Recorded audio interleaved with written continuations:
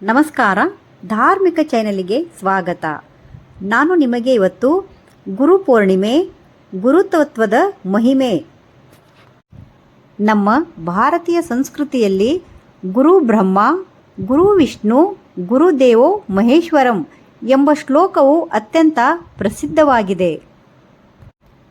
ಇದರ ಅರ್ಥ ಗುರು ಎಂದರೆ ಬ್ರಹ್ಮನಂತೆ ಜ್ಞಾನವನ್ನು ಸೃಷ್ಟಿಸುವವರು, ವಿಷ್ಣುವಿನಂತೆ ಅದನ್ನು ಕಾಪಾಡುವವರು ಮತ್ತು ಶಿವನಂತೆ ಅಜ್ಞಾನವನ್ನು ನಾಶ ಮಾಡುವವರು.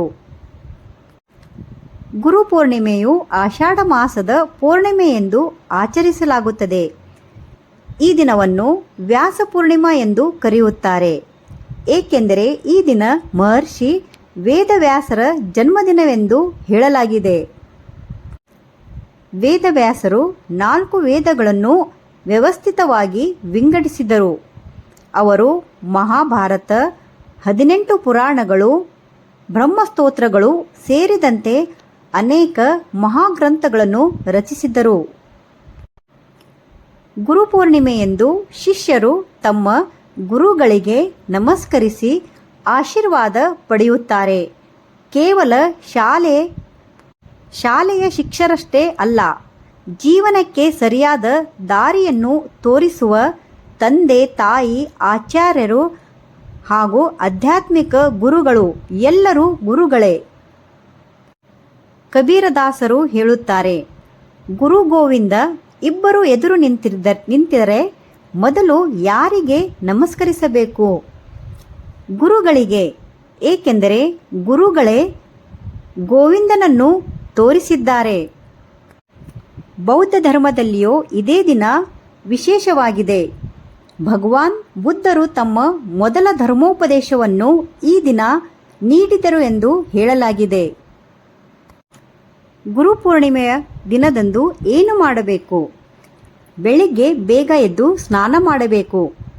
ದೇವರ ಪೂಜೆ ಮಾಡಿ ಗುರುಗಳನ್ನು ಸ್ಮರಿಸಬೇಕು. ಸಾಧ್ಯವಾದರೆ ಗುರುಗಳ ದರ್ಶನ ಪಡೆದು ಆಶೀರ್ವಾದ ಪಡೆಯಬೇಕು. ವೇದವ್ಯಾಸರ ಚಿತ್ರ ಅಥವಾ ಪ್ರತಿಮೆಗೆ ಪೂಜೆ ಮಾಡಿ ನಮಸ್ಕರಿಸಬೇಕು ಹಾಗೂ ಧರ್ಮಗ್ರಂಥಗಳನ್ನು ಓದಬೇಕು. ಗುರುವಿನ 5 ಗುಣಗಳು: ಅಜ್ಞಾನವನ್ನು ದೂರ ಮಾಡುವವರು, ಧರ್ಮದ ಮಾರ್ಗ ತೋರಿಸುವವರು, ಜೀವನಕ್ಕೆ ಶಿಸ್ತು ಕಲಿಸುವವರು ಹಾಗೂ ಆತ್ಮವಿಶ್ವಾಸ ಬೆಳೆಸುವವರು, ದೇವರ ಕಡೆಗೆ ಕರೆದೊಯ್ಯುವರು. ಶಿಷ್ಯನ ಕರ್ತವ್ಯ: ಒಳ್ಳೆಯ ಶಿಷ್ಯನು ಗುರುವಿನ ಮಾತನ್ನು ಗೌರವದಿಂದ ಕೇಳಬೇಕು, ವಿನಯದಿಂದ ವರ್ತಿಸಬೇಕು, ಕಲಿತ ಜ್ಞಾನವನ್ನು ಜೀವನದಲ್ಲಿ ಅಳವಡಿಸಿಕೊಳ್ಳಬೇಕು. ಜೀವನದಲ್ಲಿ ಕತ್ತಲೆಯನ್ನು ಹೋಗಲಾಡಿಸಿ ಬೆಳಕನ್ನು ನೀಡುವವರು ಗುರು. ಆದ್ದರಿಂದ ಪ್ರತಿಯೊಬ್ಬರೂ ತಮ್ಮ ಜೀವನದಲ್ಲಿ ದಾರಿ ತೋರಿದ ಎಲ್ಲ ಗುರುಗಳನ್ನು ಈ ದಿನ ಸ್ಮರಿಸಿ ಕೃತಜ್ಞತೆ ಸಲ್ಲಿಸಬೇಕು. ಕೊನೆಯಲ್ಲಿ ಎಲ್ಲರೂ ಸೇರಿ ಈ ಶ್ಲೋಕವನ್ನು ಪಠಿಸೋಣ. ಗುರು ಬ್ರಹ್ಮ, ಗುರು ವಿಷ್ಣು, ಗುರುದೇವೋ ಮಹೇಶ್ವರಂ, ಗುರು ಸಾಕ್ಷಾತ್ ಪರಬ್ರಹ್ಮ, ತಸ್ಮೈ ಶ್ರೀ ಗುರುವೇ ನಮಃ. ಗುರು ಎಂದರೆ ಕೇವಲ ಪಾಠ ಹೇಳುವ ವ್ಯಕ್ತಿಯಲ್ಲ, ಜೀವನದ ಅಜ್ಞಾನವನ್ನು ದೂರ ಮಾಡಿ ಸತ್ಯದ ಮಾರ್ಗವನ್ನು ತೋರಿಸುವವರು. ಗುರುವಿಲ್ಲದೆ ಜ್ಞಾನವಿಲ್ಲ, ಜ್ಞಾನವಿಲ್ಲದೆ ಜೀವನಕ್ಕೆ ಸರಿಯಾದ ದಿಕ್ಕಿಲ್ಲ.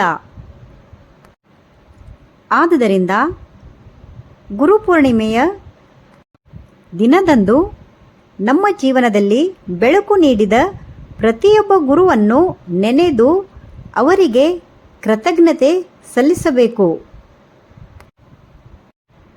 ಧನ್ಯವಾದ. ಎಲ್ಲರಿಗೂ ಗುರುಪೂರ್ಣಿಮೆಯ ಹಾರ್ದಿಕ ಶುಭಾಶಯಗಳು. ವಿಡಿಯೋ ಇಷ್ಟವಾದಲ್ಲಿ ಲೈಕ್ ಮಾಡಿ, ಶೇರ್ ಮಾಡಿ, ನಮ್ಮ ಚಾನೆಲ್ಗೆ ಸಬ್ಸ್ಕ್ರೈಬ್ ಮಾಡಿ.